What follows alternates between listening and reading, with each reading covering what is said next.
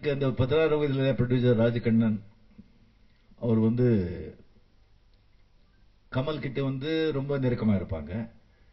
அது என்னமோ தெரியாது, என்கிட்ட வந்து அவ்வளவு நெருக்கமா இருக்க மாட்டாங்க. என்கிட்ட அவர் வந்து எனக்கு வந்து கால் ஷீட் கேட்டு எனக்கு ஞாபகமே கிடையாது. கால் ஷீட் அவர் கேட்டதே கிடையாது. ஸோ திடீர்னு சொல்லிட்டு ஜஸ்ட் ஒரு 10-15 டேஸ் பிஃபோர் வந்துட்டு ராஜகண்ணன் சார் வந்திருக்காங்க, ஃபோன் பண்ணிருக்காங்கன்னு சொன்னாங்க. அவர் ஃபோன் பண்ண சொன்ன உடனே அவரை வர சொல்லுங்க அப்படின்னு சொல்லிட்டு ராஜகண்ணன் சார் வந்து முதல்ல நான் பார்க்கணும் அப்படின்னு சொல்லி வீட்டுக்கு வர சொல்லிட்டு அவரை நான் பார்த்தேன். அவர் எப்பேற்பட்ட ஒரு மனிதர் அப்படின்னு சொன்னா, ஒரே ஒரு நிகழ்ச்சி நீங்க எல்லாருமே தெரிஞ்சுக்கலாம். கமல் அவர் வந்து அந்த விஸ்வரூபம் படம் ப்ராப்ளம் திங்காக இருக்கும்போது ராஜ்கண்ணன் அவர் வந்து ஒரு அறிக்கை விட்டாரு. நான் வந்து 16 வயதுல படத்தை வந்து புதுப்பிச்சு சினிமாஸ்கோப்ல பண்ணி டிஎல்ல பண்ணி ரிலீஸ் பண்ணிட்டு இருக்கேன். அந்த படம் ரிலீஸ் பண்ணுவேன், அதுல வர்ற பணத்தை எல்லாமே நான் வந்து கமலுக்கு நான் கொடுக்கறேன் அப்படின்னு சொன்னேன். அவரே கஷ்டத்துல இருக்காரு. அப்படி இருக்கும்போது தானா முன்னுக்கு வந்து ஒரு ஹீரோக்கு வந்து தன்னுடைய ஹீரோவுக்கு வந்து கஷ்டம் வரும்போது நான் உதவி செய்யறேன்னு சொல்லி ஓப்பனா சொல்லும்போது அதை பார்த்து நான் ஜஸ்ட் உடனே அப்பவே நான் ராஜகண்ணன் சாரை பார்க்கணும்னு நினைச்சேன். சரி, வேற வேலைகள் அதை பார்க்க முடியல. அவர் வந்து நான் பார்த்து கேட்டேன், என்ன சார் என்ன சொல்லுங்க, என்ன சமாச்சாரம்?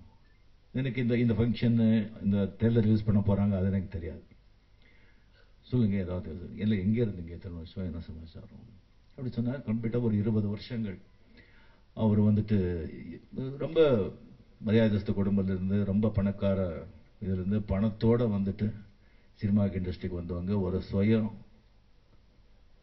மரியாதை அண்ட் ஒரு சுயம் ஒரு கர்வம் இல்லை, நான் ஒரு அகங்காரம் இல்லை, ஒரு மரியாதை, ரொம்ப மரியாதை வந்த ஒரு கண்ணியமான ஒரு ஆள். அந்த படம் எடுக்கும் போதே நீங்க வந்து பார்த்துருக்காங்க 5 லட்சம். அந்த 5 லட்சம் வந்துட்டு அப்போ வந்து ஒரு சாதாரண விஷயம் இல்லை. அந்த படம் எடுக்கும்போது யாருமே வாங்கல. அப்பவே வந்து ராஜகண்ணன் சார் வந்து இந்த படத்தை வந்து யாருக்கு கொடுக்காம அவர் கேட்ட விலைக்கு வரலன்னு சொல்லி இந்த படத்தை அவரே ரிலீஸ் பண்ணார். அவரே ரிலீஸ் பண்ணி அந்த பக்கம் மிகப்பெரிய வெற்றியான பிறகு முதல்ல வந்துட்டு ஒரு ஸ்டார்ஸுங்க ஆல்ரெடி கமல்ஹாசன் ஆல்ரெடி பெரிய பிக் ஸ்டார். நான் கூட ஒரு படத்தில் ஆக்ட் பண்ணியிருந்தேன், ஸ்ரீதேவி கூட ஆக்ட் பண்ணியிருந்தாங்க. அந்த மாதிரி ஆளுங்களை வச்சு எடுத்தது. ரெண்டாவது படம் வந்துட்டு புது முகங்களை எடுத்தது, எல்லாம் கம்ப்ளீட்டா புது முகங்களை வச்சுட்டு அவர் படம் எடுத்தார், கிழக்கே போகும் ரயில்.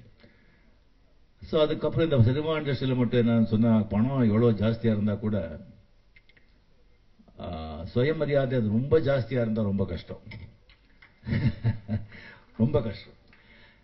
ஸோ அவர் வந்து ரொம்ப கஷ்டப்பட்டு இது நான் கேட்டேன், சரிங்க இந்த படத்தில் வந்து யாருக்கு இந்த பணம் ரிலீஸ் பண்றீங்க, இந்த பணம் உங்களுக்கு வருதா?